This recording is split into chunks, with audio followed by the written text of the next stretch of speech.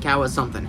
Anyway, hey everybody, this is Retrokid Reviews here, and I guess the closest thing to a Turtles reference, if my Nerf armory was Donnie's lab, to do Teenage Mutant Turtles Mutant Mayhem. I already got the laptop set up down here to pretty much take a quick, I guess, review of my thoughts of this movie.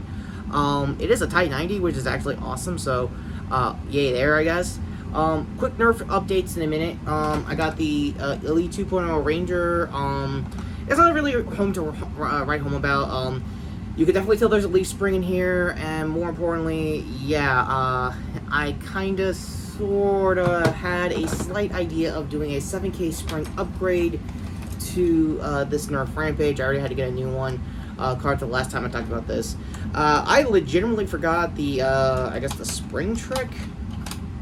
Getting it back into the shell, and I forgot this had rubber padding, and putting a 7K spring in with a rubber padding, basically all but guaranteed blowing up your entire air seal, and almost, yeah, the bladder's gone. So yeah, I'll have to figure that out. I'll have to do what another staple of what Rampages used to do, be part swapping and parts cutting, and thankfully this movie wasn't anything but that. For my obvious thoughts coming into this, I thought it'd be like, okay, what lessons we learned from the Michael Bay movies we don't do, and just do that for 90 minutes.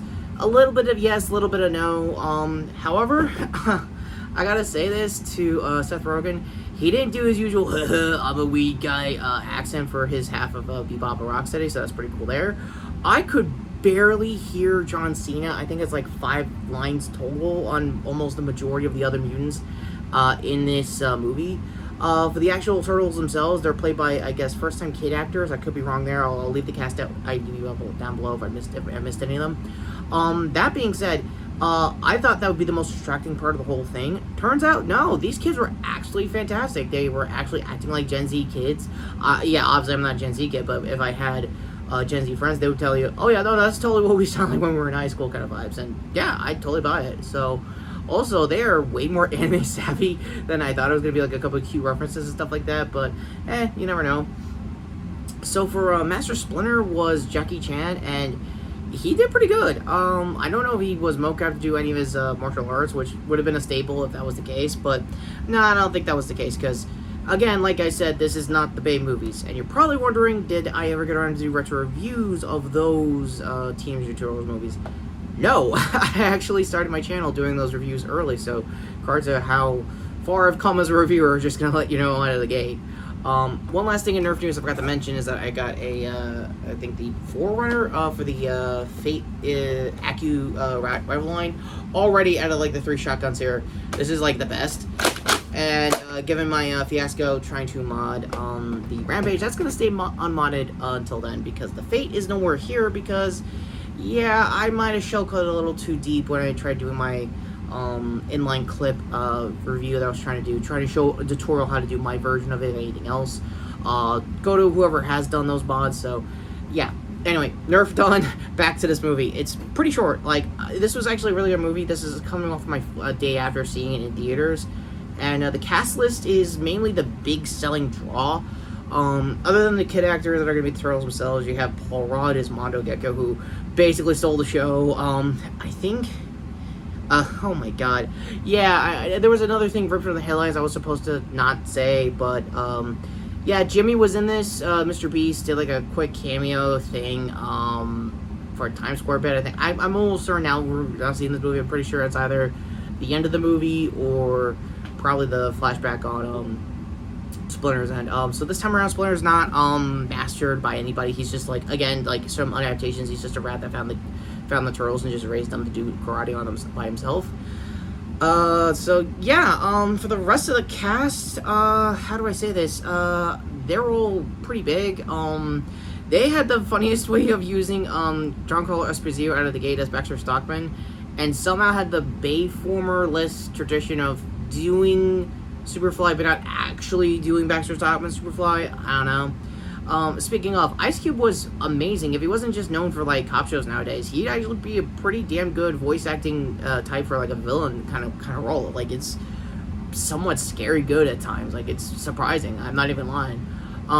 Him turning into a kaiju at the end is kind of cool. I think Another thing I think they noticed is that, oh wow, this plot was turning a little bit more and more like the Bay movie with like the actual action of the movie of like just pulling Spider-Man 2, have like the air evaporate, everybody turns into mutants. And then I guess Seth and the guys basically said, no, let's turn him into a giant kaiju. And it's like, all right, hey, weed helps in some cases, in my opinion. Anyway, it just says the guy who doesn't partake. What am I gonna do? Anyway, ultimately, the rest of the cast are pretty random. One of them was even the creator of Gravity Falls. My bad advance, but I don't know the exact character. Again, that's where the IMDb is. And that's mainly the selling hook, is the big, like, majority of villains that you're getting in this movie. And, yeah, spoilers, they all actually patch it up. Except for Superfly, obviously. And, for TCRI, they do show up, and they're definitely more, militarized than I think they usually would be in certain adaptations. Depending on your Eastman and Layer knowledge in the comics and any other media of the Turtles. That being said, with the Turtles themselves, they're all awesome. Like, again, they're Gen Z kids, and yeah, I don't know every single reference off the top of my head with that new generation, but me personally, I can relate still. Like, I can see the loneliness, I can see them trying to get friends, trying to, like, get good in high school if they ever go to high school in general. Also, you kind of sucker me with the Ferris Bueller scene. I know, I'm not gonna spoil, totally gonna on the cards, but, like, play the scene out, that would have been fun, but, what are you gonna do? Also, speaking of, since these are 80s Gen X guys now trying to help out their, their successor, Gen Z in this case, I thought the soundtrack was gonna be way too needle drop heavy. Turns out, no, it actually just said, okay, we're gonna do it, but, like, orchestral homage kind of way without having to actually bring the needle drop in, which is actually pretty cool in certain, like, fight scenes, which actually helped out in the long run. And, yeah, ultimately, I'm going to keep this as spoil-free as I can, because I kind of want you guys to see it yourself. And, also, yes, please also go see, Blue Beetle. I didn't see it in theaters. It is definitely tanking, and honestly, I think I said this, I think during my, Flash reveal, that that's probably going to be better, of these last three DCU movies as a whole. Also, I'm a huge fan of the kid from Karate Kid that is the titular Jaime Reyes in that movie, so please give him a chance. I know I just mentioned, I botched his name, Solo Sororo, if I got his name right, my bad. sorry. Anyway, wow, tongue-tied as usual for a huge cast aside. Final ratings for Teenage Mutant Turtles and Mutant Mayhem, it is a solid 9 out of 10. I'm not kidding. For a tight 90, it's a decent kids movie. It's a decent first experience seeing Turtles if you're a kid, or you're a parent that wants to watch this with their kid with their first experience with this franchise. Go right ahead. It's totally worth it. Yeah, Jeff Rowe, Kyle Spears, and Seth Rogen definitely know what they're doing. I think 2 out of these 3 guys are the directors, and yeah, Seth definitely worked his ass off trying to make sure this is decently produced, not overly produced. You can definitely tell at times. And speaking of Rogen himself, he's only in it for like a handful of scenes, and yet somehow he does the most with the material. It's not him playing to the back with the usual wee stick. He doesn't even do that accent anymore. I don't know why. Mostly nitpick is bitching about that. Cards to their podcast if that's already out, episode wise. So with that all being said, and being mildly surprised, what did you think? Let me know in the comments down below. I guess soon to be, Nerf Roundup review probably later next month. For the Nerf Ranger to my previous video over here, which was the continuation of Power Month. I am planning to do one more episode. It's probably going to be my actual thoughts of the Day of the Dumpster as a retro review, most likely. Or hopefully, if I want to go back to the Tumblr poll, probably I'll try to do G-Ranger of anything. Last shot here to the shorts playlist for my upcoming short for Critical Role episode 69. Yeah, I know, guys. I know. It got a little more serious as time went on in the episode. I'll try to explain the shorts down below. Obviously, Kuka shirt here. Speaking of Toku, that I'm going to be planning to do for the rest of Power Month. Here to sub the channel, hit the notification down below. And yeah, with Ratchety, I guess, radiator than usual. This is Retrokid, your kids saying, yeah, cowabunga, these kids know what they're doing. Like, I hope they get a sequel. I think there's plans to a series. I don't know if it's TV or otherwise. I'll just try to leave an article down below, but, yeah, it doesn't sound good. A Bayless 80s property that actually acts like it's titular IP. Who'd have thunk it?